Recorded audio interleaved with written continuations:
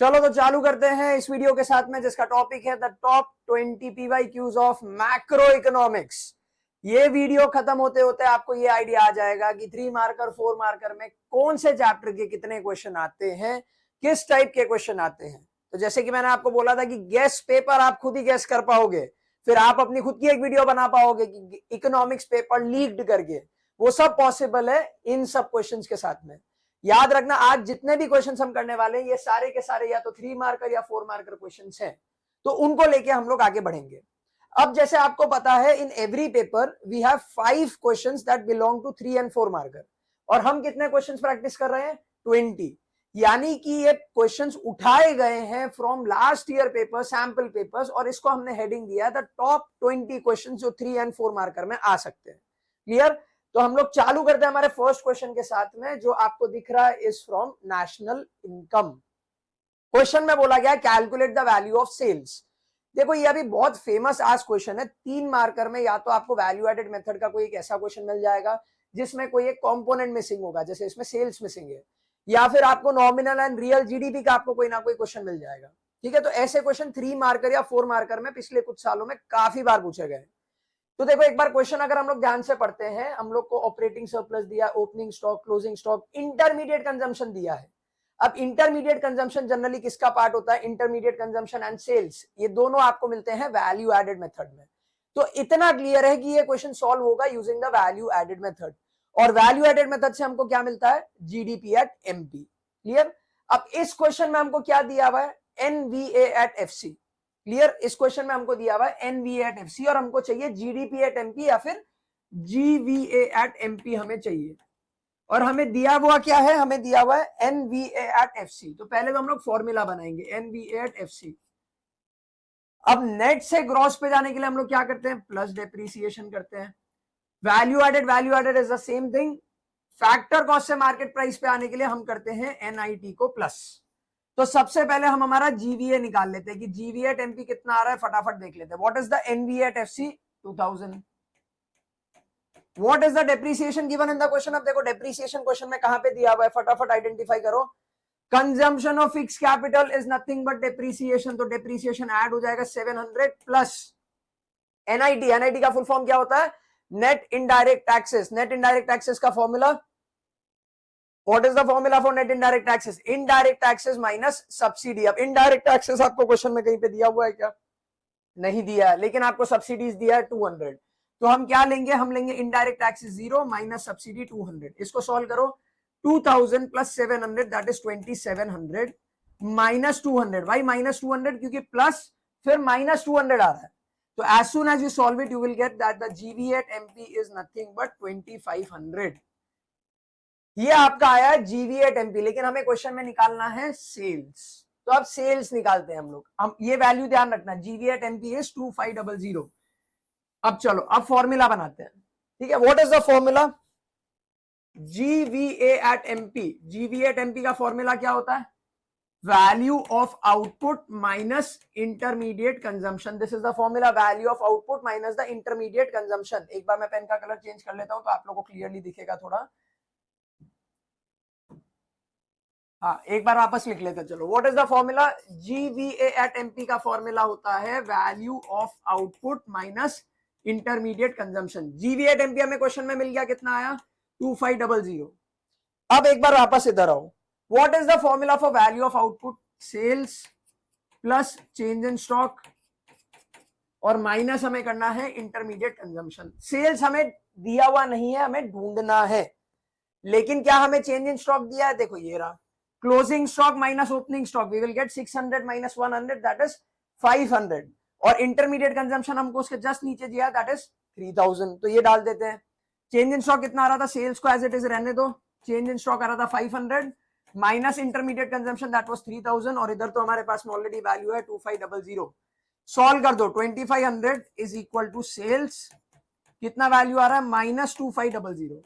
अब ये इधर जाके हो जाएगा ऐड, तो आपका आंसर आएगा सेल्स इज 5000। डन। क्या हमें इसमें फुल मार्क्स मिल जाएंगे?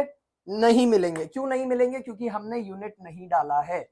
तो आपको लिखना पड़ेगा sales is equal to 5000 lakhs. देखो याद रखना, यूनिट नहीं डालने का आधा मार्क सीबीएसई आपका काट लेगी। क्लियर? तो इसका आंसर क्या है, sales is equal to 5000 lakhs.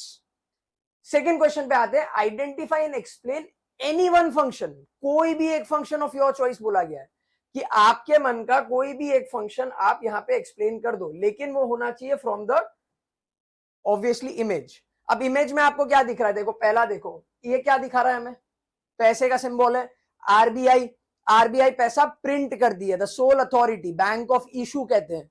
Second function क्या दिख रहा है, ये पार्लियामेंट दिख रहा है हमें, यानी bank to the government, custodian of foreign exchange reserve, या बैंक है मतलब बैंकर्स बैंक, कोई भी आप एक्सप्लेन कर दो। देखो फॉर एग्जांपल यू चूज कि मुझे एक्सप्लेन करना है करेंसी अथॉरिटी, तो आप क्या लिखोगे कि RBI will print all the notes except 1 rupee notes and coins. तो इसको हम कहते हैं कि आरबीआई के पास में अथॉरिटी है टू प्रिंट द करेंसी। इसके एडवांटेजेस क्या होते हैं, याद करो फटाफट। एडवांटेजेस होता है पहला कि यूनिफॉर्मिटी रहता है in the printing of notes, दूसरा able to maintain secrecy and confidentiality, third लोगों का ट्रस्ट होता है। अब अगर आप एक्सप्लेन कर रहे हो बैंकर्स बैंक, तो आपको एक्सप्लेन करना पड़ेगा क्लियरिंग हाउस, आपको एक्सप्लेन करना पड़ेगा लेंडर ऑफ लास्ट रिसोर्ट, ठीक है, आपको सारे के सारे फंक्शन एक्सप्लेन करने पड़ेंगे, जैसे कि क्लियरिंग हाउस हो गया, सुपरवाइजर हो गया, लेंडर ऑफ लास्ट रिसोर्ट हो गया। If you are explaining banker to the government, तो as an advisor, as an agent, as a bank, आपको सारे फंक्शन एक्सप्लेन करने पड़ेंगे। क्लियर? तो ये बहुत ही सिंपल क्वेश्चन था, बट एक पिक्चर बेस्ड क्वेश्चन था, इसीलिए हमने सोचा कि इसमें हम इसको कंसिडर करते हैं in the top 20 PYQs। Coming to the third question, in an economy ex ante investment exceeds ex ante saving, मतलब ये सिचुएशन क्या है, ये सिचुएशन है when the I that is investment is more than the saving. ये वाला situation यहां पे दिख रहा है हमें। क्वेश्चन क्या कह रहा है, explain the likely impact on the given situation of output, फिर आपको बोला है एम्प्लॉयमेंट एंड इनकम। ये हमारा क्वेश्चन है, ठीक है। अगर इन्वेस्टमेंट और सेविंग में इन्वेस्टमेंट ज्यादा है तो क्या होगा, देखो मैं इसमें दो चीजें और ऐड कर लेता हूं। मैं ऐड कर लेता हूं what will be the impact on inventory and what will be the impact on prices, ये भी ऐड कर लेते हैं हम। अगर investment is more than the saving, देखो ये एंटे लेवल पे बात हो रही है हमारी, investment is more than the saving. अब इन्वेस्टमेंट किसका पार्ट है, एग्रीगेट डिमांड का, सेविंग किसका पार्ट है, एग्रीगेट सप्लाई का। यानी ये वो सिचुएशन है जहां पे aggregate demand is more than the aggregate supply, but at the x ante level. तो अब यहां पे क्या होगा, क्योंकि डिमांड ज्यादा है तो लोग अपना इन्वेंटरी कम कर देंगे, अपनी पुरानी इन्वेंटरी भी निकाल निकाल के बेचेंगे। इसके कारण मार्केट में प्राइस बढ़ जाएगी। हमको पता है जब भी डिमांड ज्यादा होती है तो प्राइस इकोनॉमी में बढ़ जाती है। अब क्योंकि डिमांड ज्यादा है तो हम ज्यादा प्रोडक्शन करेंगे, हम हमारा आउटपुट बढ़ा देंगे। इसके कारण हमको एम्प्लॉयमेंट सिचुएशन भी इंक्रीज करनी पड़ेगी। To increase the output we need to increase the employment, and obvious सी बात है इसके कारण इनकम विल ऑल्सो इंक्रीज। याद रखना ये एक्सेस या डेफिशिएंट डिमांड का क्वेश्चन नहीं है, ये पूछा गया at ex ante level. Ex ante level पे सेविंग और इन्वेस्टमेंट का क्वेश्चन है, if the investment is more than the saving. Clear है? चलो फोर्थ क्वेश्चन पे अब हम लोग आते हैं, question number 4, distinguish between balance of payment and balance of trade. अभी आपके लास्ट यूनिट का क्वेश्चन है, FER BOP का क्वेश्चन आ गया है, distinguish between balance of payment and balance of trade, और इसमें 2 क्वेश्चन है। तो जनरली ऐसे क्वेश्चन में ये क्वेश्चन बन जाता है for 3 mark, this question becomes for 1 mark. तो पहले ऊपर वाले क्वेश्चन के ऊपर हम लोग डिस्कशन करेंगे कि बैलेंस ऑफ पेमेंट और बैलेंस ऑफ ट्रेड में क्या फर्क होता है। अब याद रखना आपको हमेशा बेसिस लिखना पड़ेगा, बेसिस BOP एंड BOT, ये आपको ऐसे सॉल्व करना पड़ेगा। तो सबसे पहला बेसिस में आ जाता है मीनिंग या फिर डेफिनेशन। मीनिंग लिखना, what do you mean by balance of payment, what is the definition. Balance of payment is an accounting statement which records all the economic transactions between residents of a country and rest of the world, whereas balance of trade is an accounting statement which records the export and import of visible items only. Clear? तो meaning clear है। दूसरा point हो जाएगा आपका components, दूसरा point हो जाएगा components. यहां पे क्या आता है बैलेंस ऑफ पेमेंट में, visible, invisible, unilateral, capital, 4 things, 4 components. Whereas balance of trade का तो सिर्फ एक ही कंपोनेंट होता है, that is visible items only. तीसरा आ जाता है स्कोप। किसका स्कोप ज्यादा होता है, इसका स्कोप इज वाइडर, क्योंकि ये बड़ा अकाउंट होता है, it includes BOT, whereas BOT has a narrow scope। ठीक है, चौथा पॉइंट आ जाएगा आपका सेटलमेंट। आप बोलोगे सर 3 मार्क का क्वेश्चन है, 4 पॉइंट क्यों कर रहे हैं? 4 मार्क में भी तो आ सकता है। Settlement, unfavourable balance of BOT. अगर बीओटी का अनफेवरेबल बैलेंस है, it can be settled with a favourable balance of BOP. Balance of trade अगर नेगेटिव में है तो उसमें कोई बड़ी बात नहीं है, बैलेंस ऑफ पेमेंट के बाकी के कंपोनेंट्स मिलके उस पूरे अकाउंट को पॉजिटिव, अल्टीमेट आंसर पॉजिटिव में ला सकते हैं। लेकिन अगर बैलेंस ऑफ पेमेंट में ही अनफेवरेबल बैलेंस है तो क्या ये अकेला अकाउंट बचा सकता है? नहीं, क्योंकि बैलेंस ऑफ पेमेंट में तो ये ऑलरेडी आ गया है ना। तो unfavourable balance of payment can not be settled bye a favourable balance of trade. तो ये 4 पॉइंट याद रखना, meaning, components, scope and settlement, ये 4 पॉइंट याद रखना। फिर क्वेश्चन आता है define current account surplus. Current account surplus, कोई भी अकाउंट सरप्लस में कब होता है? व्हेन द टोटल इनकम या फिर the total receipts are more than the total payments. तो आप इसमें लिखोगे when the current account receipts are more than the current account payments, it is called as current account surplus. जब current account में जो total income आ रही है, जो रिसीट्स आ रही है, वो करंट अकाउंट के टोटल पेमेंट से ज्यादा है, तो हम क्या बोलेंगे कि हमारा करंट अकाउंट जो है वो सरप्लस में है। अगर यही आंसर एक की जगह पे 3 मार्क में आ जाएगा तो क्या करोगे? एक्सप्लेन कर दो करंट अकाउंट में क्या क्या कंपोनेंट्स आते हैं। What are the components in current account? बताओ फटाफट। Visible, invisible, unilateral. क्लियर? तो आप लिखोगे when the total receipts of visible items plus the total receipts of invisible items plus the total receipts of unilateral transfers are more than the total payments of visible items plus the total payments of invisible items plus the total payments of unilateral transfers, then the current account is in surplus। 1 mark में आया तो define करके छोड़ दो, 3 mark में आया तो components के साथ में बता दो। It's very simple. क्लियर? चलो आगे बढ़ते हैं, 4th क्वेश्चन पे आते हैं। Margin requirements are extremely helpful in correcting the situation of deflationary gap. इसके पहले हमारा 4th क्वेश्चन ये क्लियर है। 5th क्वेश्चन एक बार पढ़ लो। Margin requirements are extremely helpful in correcting the situation of deflationary gap। 2 चीज आपको यहाँ पे एक्सप्लेन करनी है, margin requirement and deflationary gap. Clear? तो सबसे पहले डिफ्लेशनरी गैप आता है in the situation of deficient demand. ये याद रखना, it is in the situation of deficient demand. Deficient demand क्यों हुआ था? याद करो, डेफिशिएंट डिमांड हुआ था क्योंकि एग्रीगेट डिमांड कम हो गया था। तो अब यहां पे क्या बोला जा रहा है कि मार्जिन रिक्वायरमेंट यूज करके, मार्जिन रिक्वायरमेंट कौन यूज करती है? गवर्नमेंट या सेंट्रल बैंक? Central bank. तो यहां पे क्वेश्चन ये है कि सेंट्रल बैंक मार्जिन रिक्वायरमेंट को यूज करके एग्रीगेट डिमांड को वापस इंक्रीज कैसे करेगी? That is the question. तो सबसे पहले समझा दो कि deflationary gap is the situation in the case of deficient demand. फिर आप समझा दो व्हाट इज मार्जिन रिक्वायरमेंट। बताओ क्या होता है margin requirement? Margin requirement is the difference between the amount of the loan and the value of the asset। Clear? अब आपको समझाना पड़ेगा कि इसको हम कैसे सुधारेंगे, आरबीआई इसको कैसे सुधारेगी। तो देखो समझो, पहले पॉइंट में आपने समझा दिया व्हाट इज डिफ्लेशनरी गैप, दूसरे पॉइंट में आपने समझा दिया व्हाट इज मार्जिन रिक्वायरमेंट। अब 3rd पॉइंट में आप समझाओगे to correct the situation of deficient demand RBI will reduce the margin requirement. इसके कारण क्या होगा? अब ये लिखो, now a person needs to keep an asset of a lower value to get the loan. For example, पहले एक इंसान को अगर 100 रुपए का लोन लेना होता था तो उसमें वो कितने की असेट गिरवी रख रहा था? लेट्स से 150 रुपीज की। अब आरबीआई ने इसको गिरा दिया। देखो यहाँ पे मार्जिन रिक्वायरमेंट कितना आ रहा है? 150 माइनस 100 दैट इज 50 रुपीज। अब आरबीआई ने ये बोला है कि मार्जिन रिक्वायरमेंट सिर्फ 25 रुपीज का है, तो अब एक इंसान को कितने का असेट गिरवी रखना पड़ेगा? 125 रुपए का।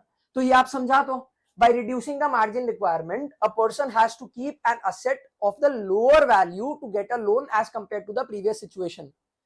तो 5th पॉइंट में आप समझाओगे this will encourage the person to borrow money। this will encourage the person to borrow money। इसके कारण क्या होगा? 6th point, it will increase the money supply in the economy। it will increase the money supply in the economy।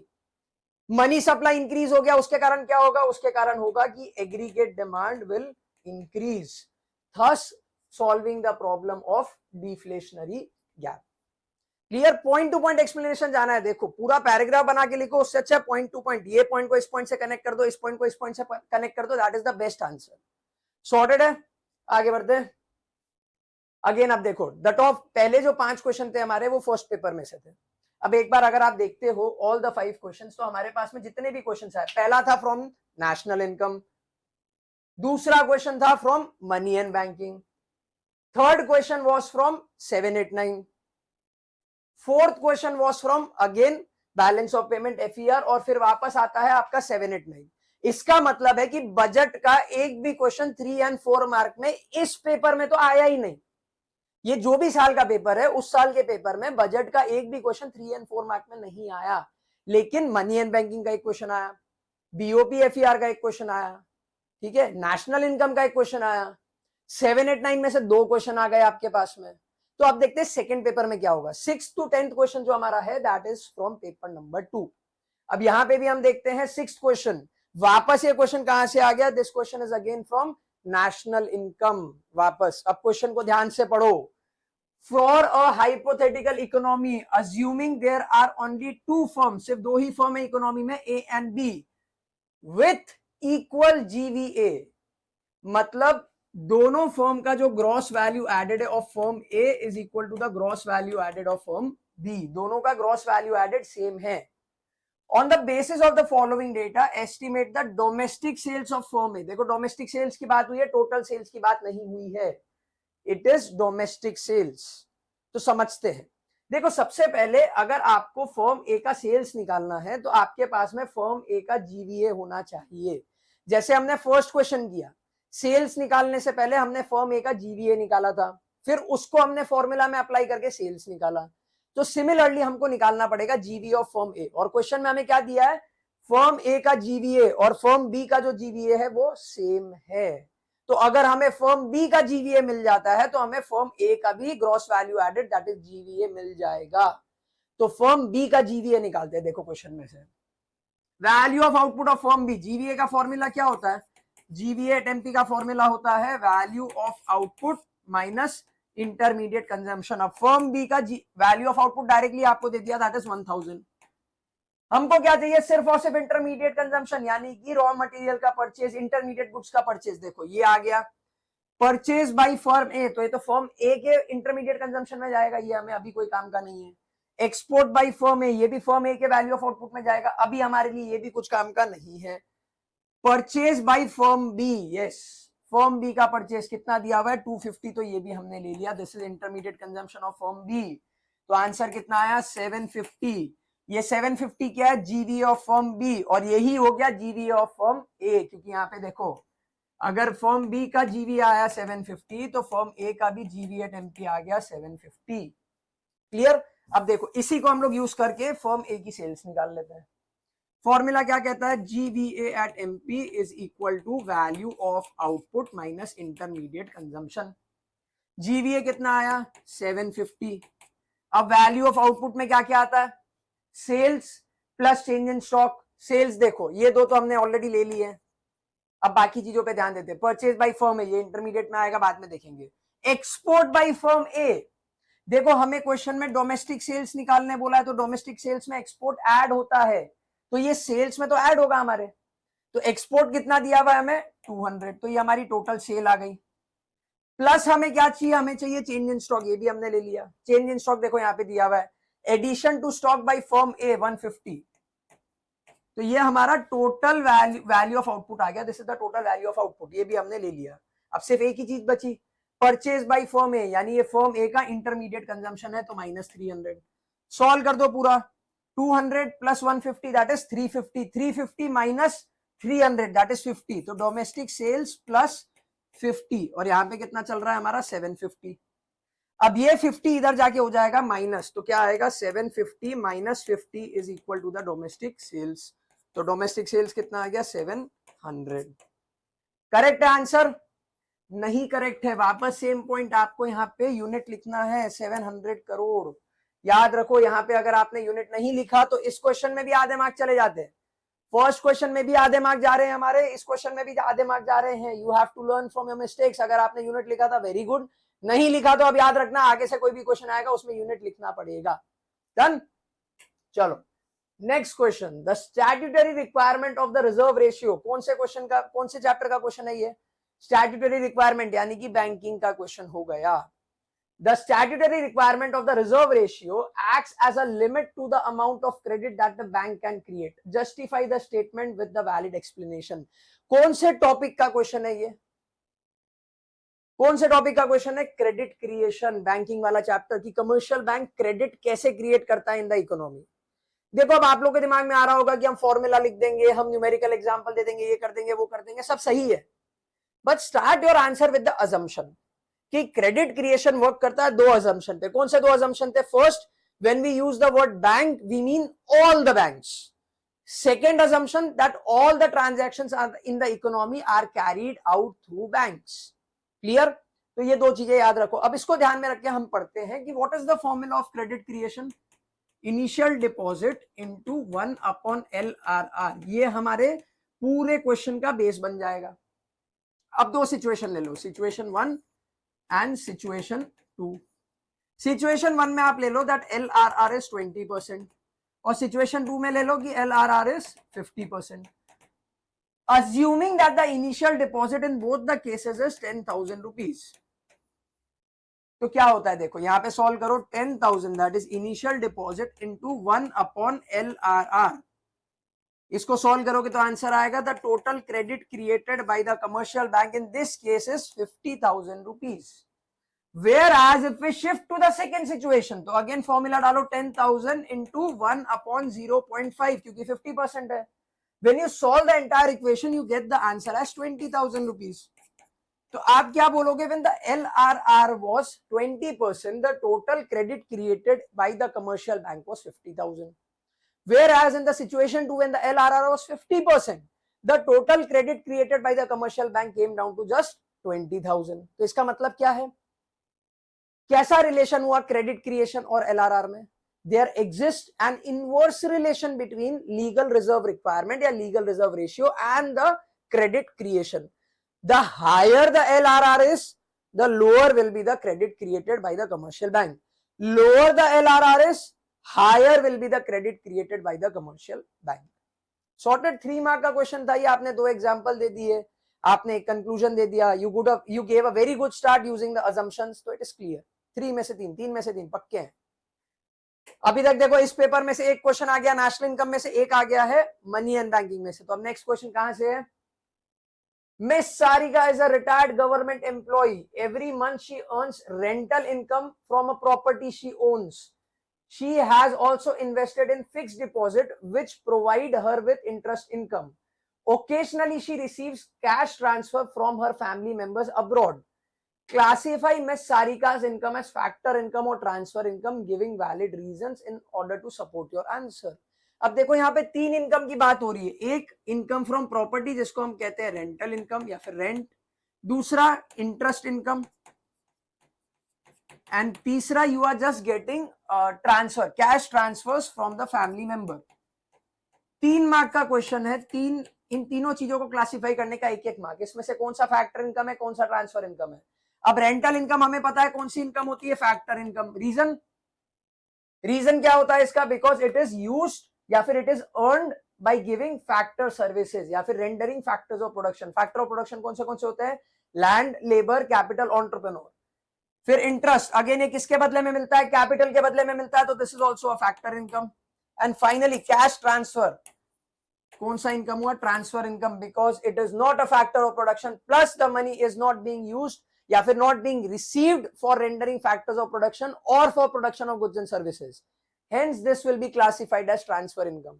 1 mark 1 mark 1 mark 3 mark पूरे। अब यहाँ पे 2 question आ गए देखो नेशनल इनकम में से। पहला आ गया सॉल्यूशन, एक न्यूमेरिकल क्वेश्चन, और एक आ गया थ्योरेटिकल। तो ऐसे क्वेश्चंस की जगह पे आपके पास में और भी बहुत सारे टॉपिक्स हैं जो आ सकते हैं, जैसे कि classify the goods as final goods और इंटरमीडिएट गुड्स। कौन सा इसमें नॉर्मल रेसिडेंट में आएगा, नहीं आएगा, डोमेस्टिक टेरिटरी में आएगा, नहीं आएगा, या डोमेस्टिक इनकम या नेशनल इनकम में आएगा कि नहीं आएगा। कॉम्पोनेंट्स ऑफ एनएफआईए आ सकते हैं। आपको पूछा जा सकता है कि कैन एनएफआईए बी नेगेटिव, क्या एनएफआईए कैन बी 0, या क्वेश्चन आ सकता है in a closed economy NFIA in a closed economy domestic income is equal to the national income. ऐसे क्वेश्चन आ सकते हैं। जीडीपी डिफ्लेटर का क्वेश्चन आ सकता है, जीडीपी एंड वेलफेयर का क्वेश्चन आ सकता है। तो ऐसे 3 मार्कर जो थ्योरी क्वेश्चन है उसमें बहुत सारे क्वेश्चन बनते हैं हमारे। ठीक है, चलो आगे बढ़ते हैं अब हम लोग। Mr. Spector, a normal resident of XYZ country, took a $1 million loan from an overseas bank to expand his manufacturing business. During the same year, the government of XYZ country borrowed $5 billion from an international financial institution to cover the balance of payment deficit prevailing in the country. Michigan economics student read the above information and identified both the transactions cited as autonomous transactions in the BOP account of XYZ country. Do you agree with Mishika's identification on the underlying concept? Give valid argument. सबसे पहले यहाँ पे बात हो रही है, मिशिका ने बोला है कि दोनों ट्रांजैक्शन ऑटोनॉमस है, जबकि हमको पता है कि दो टाइप के ट्रांजैक्शन होते हैं, एक होता है ऑटोनॉमस और एक होता है अकोमोडेटिंग। दो टाइप के ट्रांजैक्शंस होते हैं, ऑटोनॉमस एंड अकोमोडेटिंग। सबसे पहले इनके बारे में बात कर लेते हैं। What are autonomous transactions? Generally done by the household and firm with the aim of profit maximization, whereas accommodating transactions are done by the government to bring a balance in the balance of payment, है ना। तो मेरे को एक बात बताओ, सबसे पहले ऊपर वाले दोनों स्टेटमेंट पढ़ लेते हैं। पहले पॉइंट में क्या बोला है, मिस्टर स्पेक्टर करके एक बंदा है जो XYZ कंट्री का नॉर्मल रेसिडेंट है, उसने लोन लिया है $1 मिलियन का from an overseas bank to expand his manufacturing business. देखो इसका एम क्या था, to bring a balance in the balance of payment, या फिर इसका खुद का personal profit maximization? Obviously his own profit maximization. तो ये ट्रांजैक्शन कौन सा हुआ, ऑटोनॉमस। फिर क्या बोला गया है, XYZ कंट्री ने लोन लिया है from an international financial institution to cover the balance of payment deficit. ये क्यों किया गया है, to bring a balance in the balance of payment. तो ये कौन सा ट्रांजैक्शन हुआ, accommodating transactions. Clear. Direct question भी आ सकता है, अकोमोडेटिंग और ऑटोनॉमस में डिफरेंस बताओ, ऐसे क्वेश्चन भी आ सकते हैं। या फिर इसके बदले में एक और क्वेश्चन आ सकता है कि ये जो ट्रांजैक्शन है करंट अकाउंट में आएगा या कैपिटल अकाउंट में आएगा, which side of current, which side of capital, dash side of dash account, debit या क्रेडिट, करंट या कैपिटल, ऐसे क्वेश्चन भी आ सकते हैं। Clear.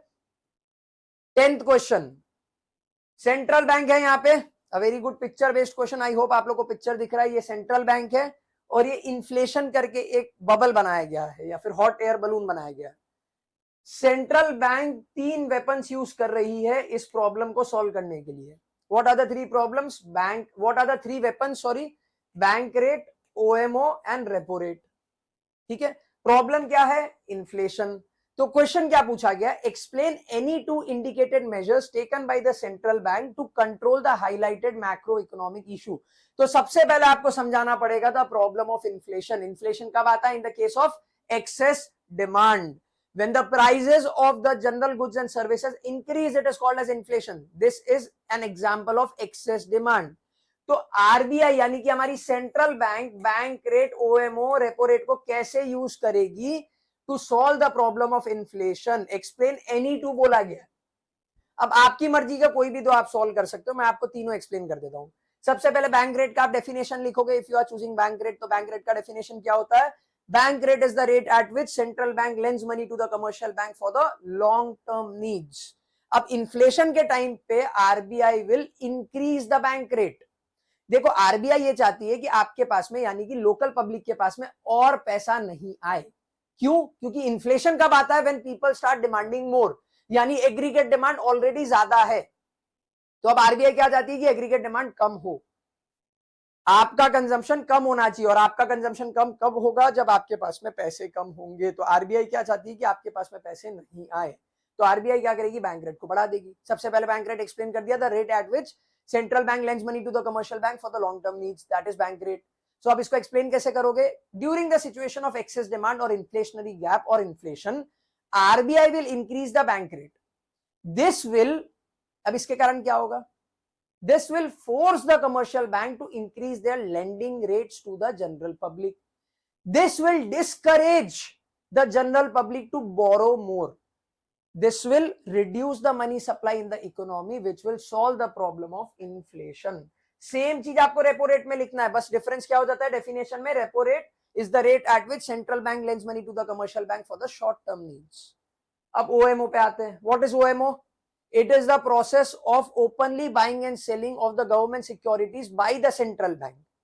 In the case of inflation, RBI क्या करेगी, RBI will sell the government securities to the commercial bank or to the general public. देखो इससे क्या होगा, जो पैसा पहले कमर्शियल बैंक हमें दे रहा था, अब वही पैसे से कमर्शियल बैंक गवर्नमेंट सिक्योरिटीज खरीद लेगा। तो कमर्शियल बैंक के पास में पैसे कम है to lend you, automatically money supply economy में डिक्रीज हो गई।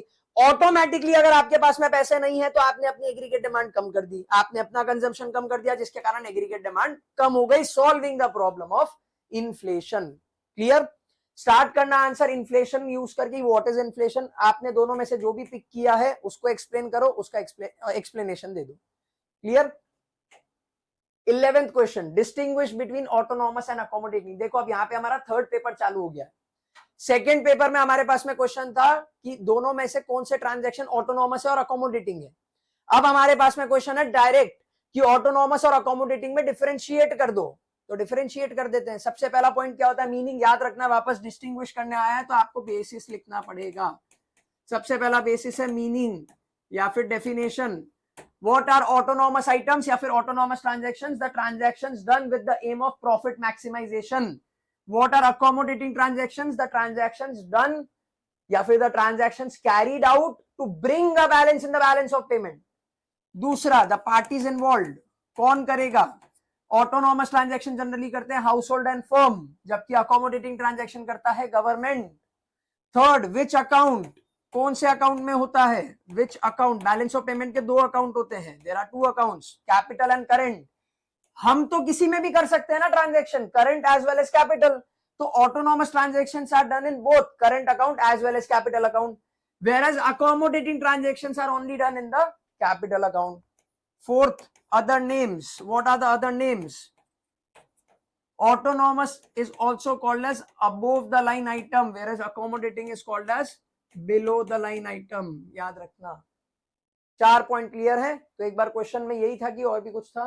नहीं, this was the only question. तो ये 4 में से 4 मार्क आपके आ जाएंगे। 3 मार्क का क्वेश्चन है तो 3 पॉइंट लिख देना, 4 मार्क का क्वेश्चन है तो 4 पॉइंट लिख देना, 5 मार्क का तो क्वेश्चन आता ही नहीं है।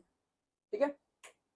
अच्छा हाँ, याद रखना, there are no marks for writing examples. तो आप एग्जाम्पल को कभी भी एक पॉइंट कंसिडर करके नहीं आओगे। क्लियर? सेकेंड क्वेश्चन अगेन वापस फ्रॉम नेशनल इनकम। एक 3 मार्क का क्वेश्चन तो आपने पेपर लीक कर दिया, हैक कर दिया है आपने पेपर। एक 3 मार्क का क्वेश्चन तो नेशनल इनकम का आ ही रहा है, बार बार आ रहा है, और वो भी न्यूमेरिकली आ रहा है। इस बार बोला है calculate domestic income. Domestic income यानी कि एनडीपी एट एफसी। जनरली ये क्वेश्चन पढ़ते ही हमारे दिमाग में आएगा कि ये तो इनकम मेथड का क्वेश्चन आ गया। इनकम मेथड तो फेवरेट है, उससे तो आंसर आ ही जाना है। लेकिन अगर आप क्वेश्चन ध्यान से पढ़ते हो तो ये इनकम मेथड का क्वेश्चन नहीं है। इनफैक्ट किसी भी मेथड का क्वेश्चन नहीं है। ये क्वेश्चन आपका आ गया चैप्टर नंबर 3 में से, जो बेसिक एडजस्टमेंट का क्वेश्चन है। आपको क्वेश्चन में पहले से दे रखा है जीएनपी एट एमपी और आपको क्या चाहिए? NDP at FC. ठीक है? तो इट्स वेरी क्लियर। देखो अगर हम लोग एक नया पेज निकाल के इसमें अगर हम लोग सॉल्व करने की कोशिश करते हैं, हमें क्या चाहिए? चलो एक बार पेन का कलर बदल लेते हैं।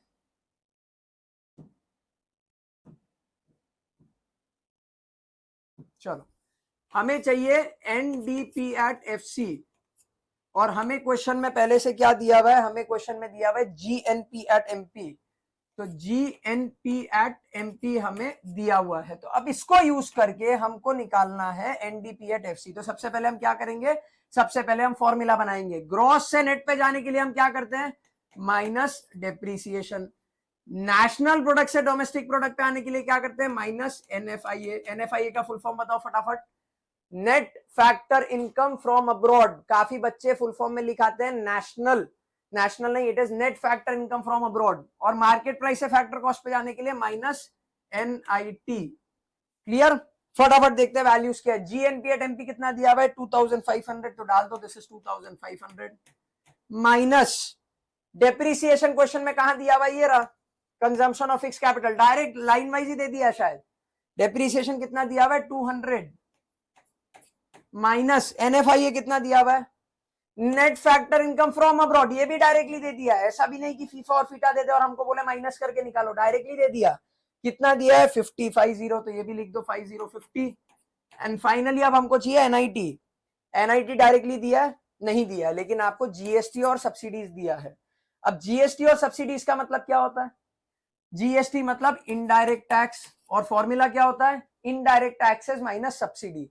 तो 20 माइनस 50, डायरेक्टली मत करना, लिख के आना 20 माइनस 5050। सॉल्व करो। 2500 माइनस 200 आपका आ गया 2300 माइनस 50 माइनस, अब देखो इसको सॉल्व करने पे आ रहा है -30, तो ये बाहर आके प्लस हो जाएगा 2300 माइनस 50 2250 प्लस 30, तो आंसर आया 2280। क्या चीज? NDP at FC is 2280। Answer पूरा है। वापस आंसर गलत है क्योंकि हमने यहाँ पे लाख नहीं लिखा, 2280 लैक्स। अब ये आपका 3 में से 3 मार्क का क्वेश्चन पूरा करेक्ट हुआ। याद रखना, वापस बोल रहा हूं, यूनिट गलती से भी मत भूल जाना। यूनिट नहीं लिखोगे तो मार्क्स चले जाएंगे, फिर बाहर आके मत बोलना सर आधा मार्क गया, 1 मार्क गया। 13th question, estimate the value of aggregate demand in an imaginary economy. अब देखो यहां पे आपको एडी निकालने के लिए बोला हुआ है। हमें पता है एग्रीगेट डिमांड का फॉर्मूला क्या होता है, C प्लस आई।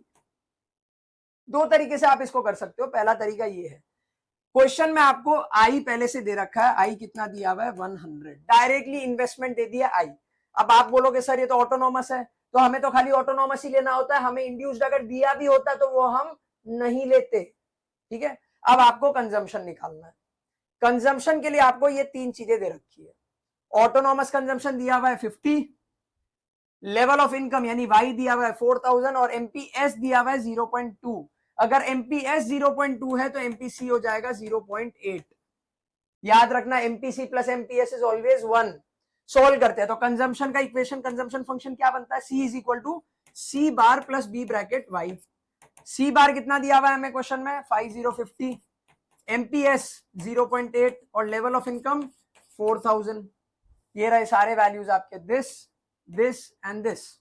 सॉल्व कर दो, 50 प्लस 3200 तो दैट इज 3250। ये क्या है आपका कंजम्पशन, तो इधर लिख दो 3250। तो एग्रीगेट डिमांड कितना आ गया आपका 3350। करेक्ट है? नहीं करेक्ट है, वापस करोड़ नहीं लिखा आपने, तो यहाँ पे आपको करोड़ लिखना पड़ेगा, crore. Done, this is the first way to solve the question. The second way to solve the question is using a direct formula. What is the direct formula? AD is equal to A bar plus B bracket Y.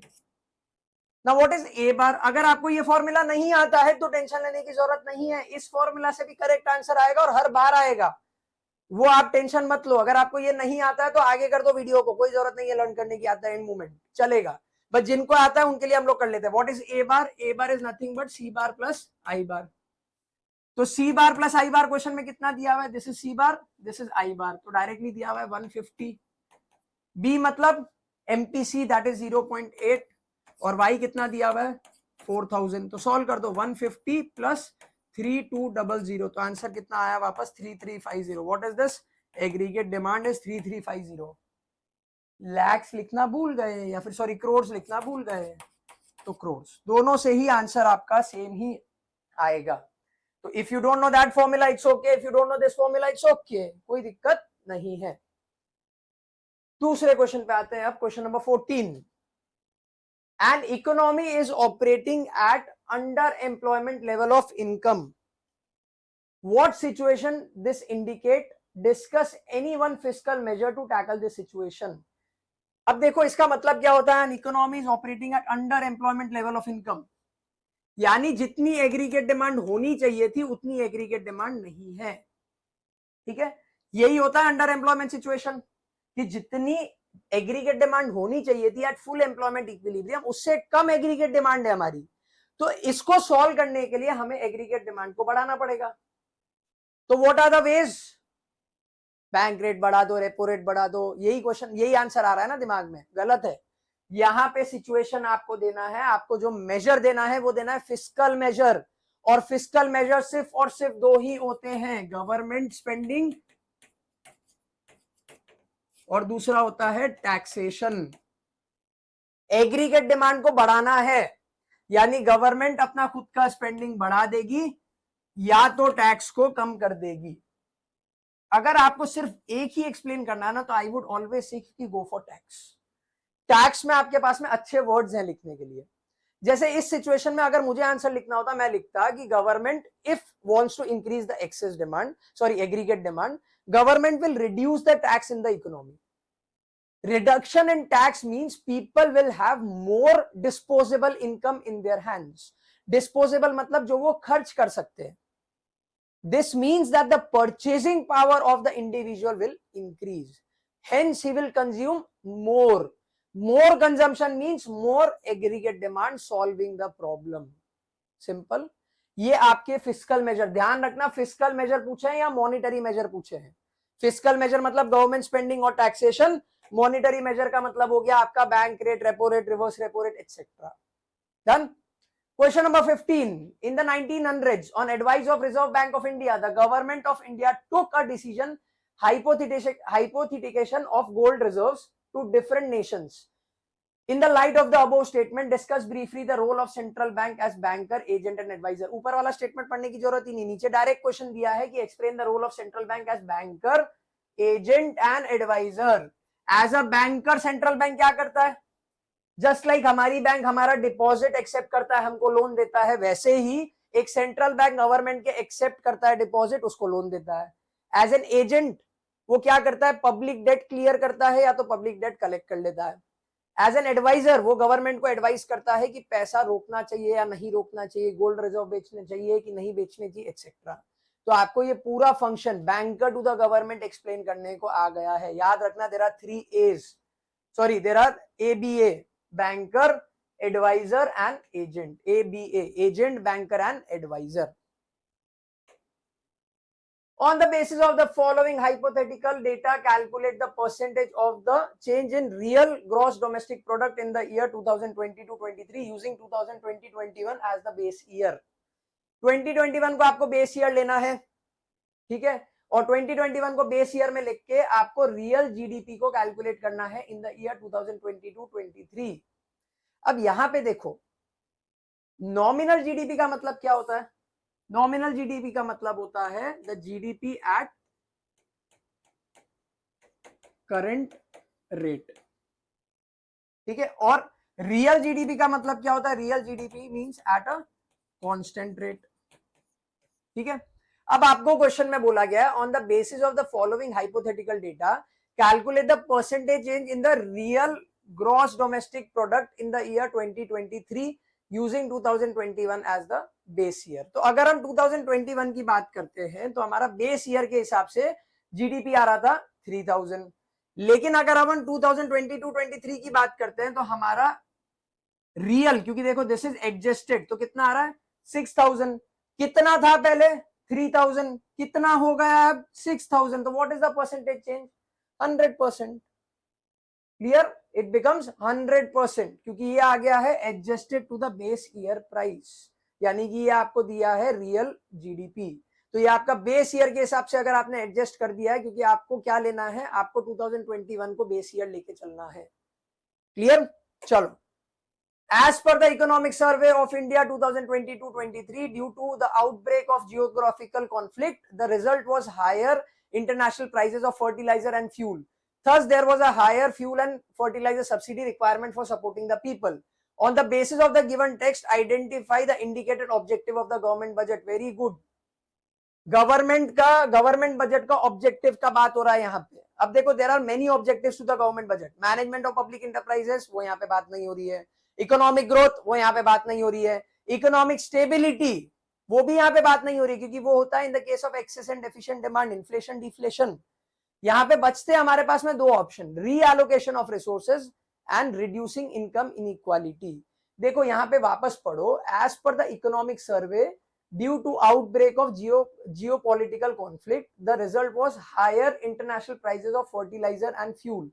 Thus, there was a higher fuel and fertilizer subsidy requirement for supporting the people. अब देखो यहाँ पे 2 option आपके दिमाग में आ रहा होगा, एक रीएलोकेशन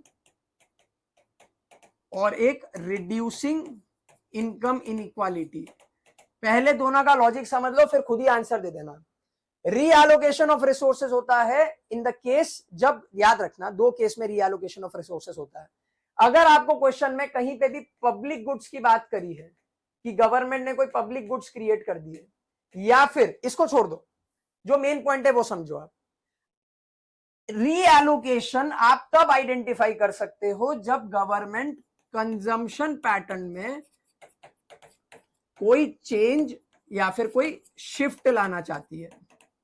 जैसे कि अगर आपको एग्जांपल मिलता है कि government is charging higher tax on cigarettes and alcohol, तो गवर्नमेंट क्या चाहती है कि कोई कंजम्पशन पैटर्न में चेंज या फिर शिफ्ट आए, लोग उसको छोड़ के हेल्दियर ऑप्शन के ऊपर जाए।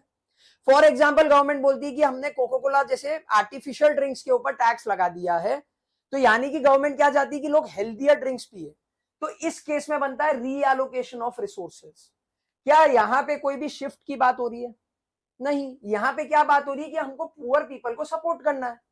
तो यहाँ पे आंसर क्या आएगा? आपका आंसर आएगा रिड्यूसिंग इनकम इनइक्वालिटी, ताकि गरीब लोग भी जो हैं वो फ्यूल और फर्टिलाइजर यूज कर सके। तो गरीब लोगों को सपोर्ट करने के हिसाब से गवर्नमेंट ने क्या किया है? इस केस में गवर्नमेंट ने बोला है कि हम सब्सिडी देंगे। तो आंसर आएगा यहाँ पे रिड्यूसिंग इनकम इनइक्वालिटी। चलो, question number 18, the Indian economy has witnessed a sharp turn around during 2023-24 with foreign direct investment inflow of 70.9 billion and net foreign portfolio investment of 32.4 billion. In which account of balance of payment with the given variable be entered and why? अब ये दोनों चीज FDI और FPI किस में आता है? देखो हमारे पास में दो अकाउंट होता है, एक होता है करंट अकाउंट और एक होता है कैपिटल अकाउंट। करंट अकाउंट में क्या क्या आता है? विजिबल, इनविजिबल और यूनिलैटरल।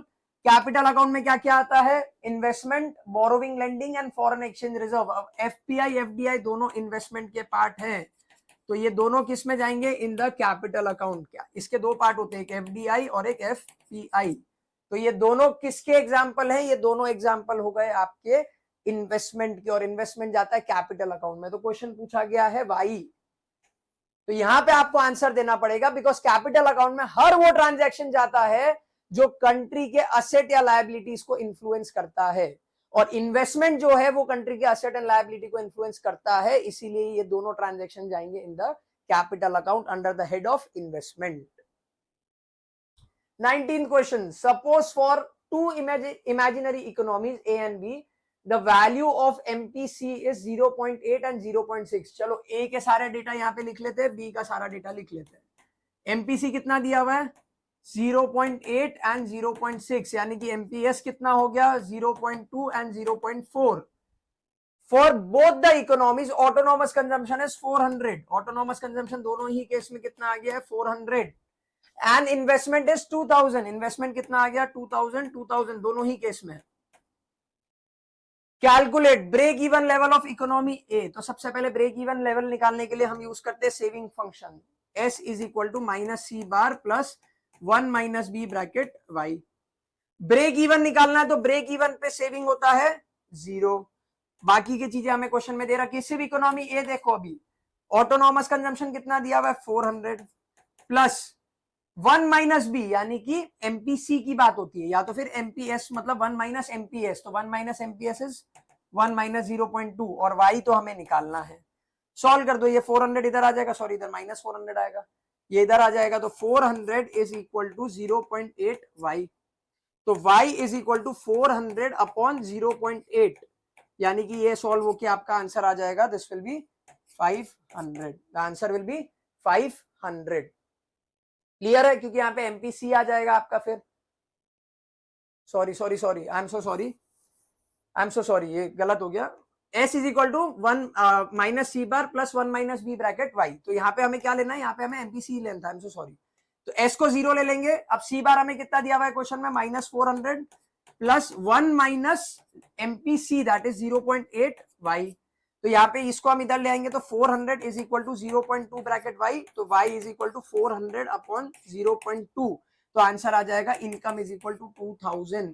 क्या ये आंसर करेक्ट हो गया? नहीं, यहाँ पे हमको करोड़ लिखना पड़ेगा। क्लियर? तो ये हमारा फर्स्ट क्वेश्चन का आंसर आ गया कि what is the break even level of income, तो 2000 करोड़। अब दूसरा क्वेश्चन हमें बोला है calculate the equilibrium level of income for economy B, और इक्विलिब्रियम लेवल ऑफ इनकम पे S is equal to I होता है। तो S is equal to I करते हैं, तो I कितना दिया हुआ है? 2000। तो S को I ले लो, 2000 is equal to -400 plus 1 - MPC कितना दिया है? 0.6 Y। सॉल्व कर दो, ये इधर जाके प्लस हो जाएगा, तो 2400 इज इक्वल टू 0.4 Y। तो Y is equal to 2400 upon 0.4 आ जाएगा यहाँ पे आपका। तो इसको सॉल्व कर दो, तो ये 0 ऊपर, दिस विल बी 6000। तो इसका आंसर आया 6,000 crore. 2,000 crore and 6,000 crore is the final answer. ये आपके दो मार्क के 2 क्वेश्चन हो गए, तो इसमें आपके 4 मार्क बन जाएंगे। याद रखना जो गलती मैंने अभी अभी करी, बी मतलब क्या होता है एमपीसी, 1 माइनस बी मतलब होता है MPS. Clear? Last question, read the following text carefully. In an economy, a significant reduction in aggregate demand raised concern about the future growth prospect of the economy. Aggregate demand कम है ऐसा बोला जा रहा है। Reduction in aggregate demand हुआ है, मतलब problem क्या हो रही है यहाँ पे कि एग्रीगेट डिमांड कम हो गया है। This economic downturn underscores the urgent need for strategic measures to boost confidence to the household and stimulate economic activities. Based on the above text and common understanding, explain the measures which the government may take to stabilize the situation.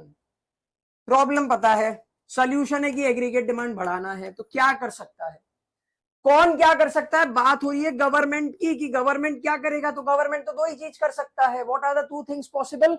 2 solution है, दोनों solution के 2-2 mark question बन जाता है, 4 mark का। Aggregate demand को बढ़ाने के लिए या तो गवर्नमेंट खुद की स्पेंडिंग को बढ़ा देगा या तो टैक्स को कम कर देगा। These are the only 2 possible situations. Either the government will increase its own spending or will reduce the tax. इसको further explain करने का आपको 1-1 मार्क और मिल जाएगा, 1 mark for writing both the points, 1 mark for explanation. आप क्या लिखोगे? Spending बढ़ गया है तो 1 component of aggregate demand is government spending, वो बढ़ जाता है तो automatically aggregate demand increases, solving the problem of जो हमारा aggregate demand कम हो गया था वो। टैक्स कम कर देता है, that means it increases the net disposable income in the hands of the consumer. Hence, people will be able to consume more because their purchasing power has increased, which ultimately again increases the aggregate demand. Clear? ये हो गए हमारे 20 questions. अगर आप बार बार देखते हो तो सबसे ज्यादा आस्क्ड क्वेश्चंस में आ गया नेशनल इनकम का न्यूमेरिकल, बीओपीएफईआर का एक क्वेश्चन फिक्स है, मनी बैंकिंग में से जनरली या तो मनी सप्लाई का क्वेश्चन आ जाएगा आपके पास में या फिर फंक्शन ऑफ सेंट्रल बैंक का क्वेश्चन आ रहा है। 7, 8, 9 में से जनरली एक हमारे पास में न्यूमेरिकल आ रहा है। ठीक है, तो ये कुछ क्वेश्चंस फिक्स है। बजट में से 3 और 4 मार्कर में सिर्फ एक क्वेश्चन हमने देखा है 5 पेपर्स में, तो यानी कि budget is more likely to come in 6 mark rather than for 3 और 4 मार्क।